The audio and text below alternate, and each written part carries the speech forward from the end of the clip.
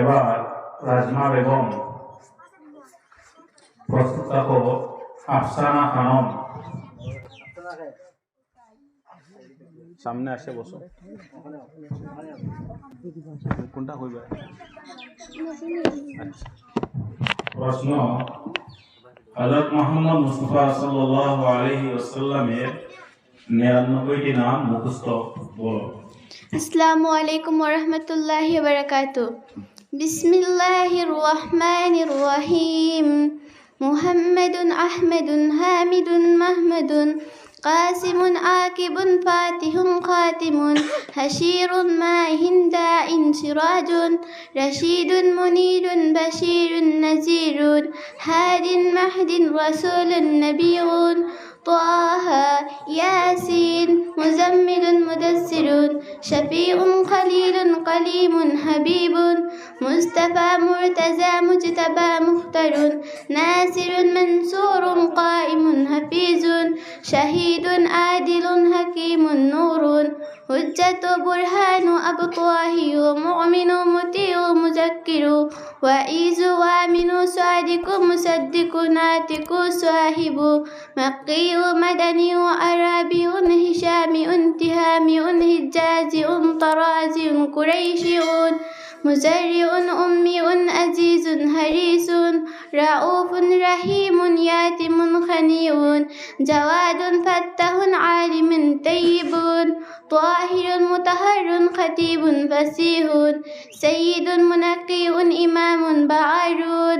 شاف متوسط سابق مقتصد مهدي حق مبين أول آخر ظاهر باطن رحمة مهلل محرم آمر ماهين شاكر قارب مبين مبلغ طاسٍ حميم حسيب أولى وصلى الله على رسوله خير خلقه محمد وإليه أصحاب أجمعين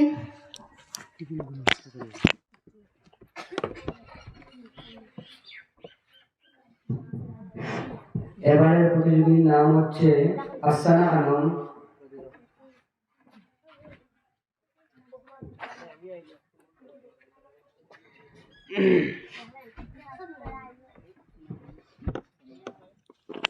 তোমার প্রশ্ন হচ্ছে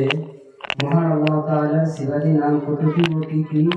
সহিহ শুদ্ধ করে মুখস্থ বলবে, অথবা নবী সাল্লাল্লাহু আলাইহি ওয়াসাল্লামের 99টি নাম শুদ্ধ করে মুখস্থ শোনাও। আসসালামু আলাইকুম ওয়া রাহমাতুল্লাহি ওয়া বারাকাতুহু।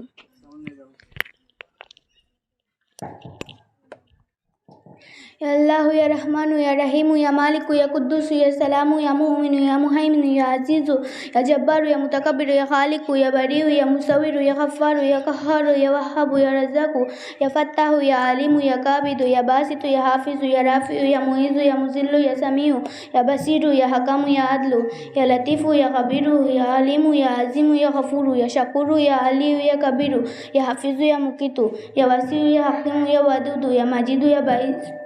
يا باعث يا شهيد يا حق يا وكيل يا قوي يا متين يا ولي يا حميد يا محصي يا مبدي يا معيد يا محيي يا مميت يا حي يا قيوم يا واجد يا مجيد يا واحد يا أحد يا صمد يا قدير يا مقتدر يا مقدم يا مؤخر يا أول يا آخر يا ظهير يا باطن يا ولي يا متعال يا بر يا تواب يا منعم يا منتقم يا عفو يا رفو يا مالك الملك يا ذا الجلال والإكرام يا رب يا مقسط يا جميع يا غني يا رب يا مقسط يا جميع يا غني يا مؤني يا موت يا مني يا ضر يا نفي يا نور يا هدي يا بديع يا بقي يا وارث يا رشيد يا صبور يا صديق يا ستار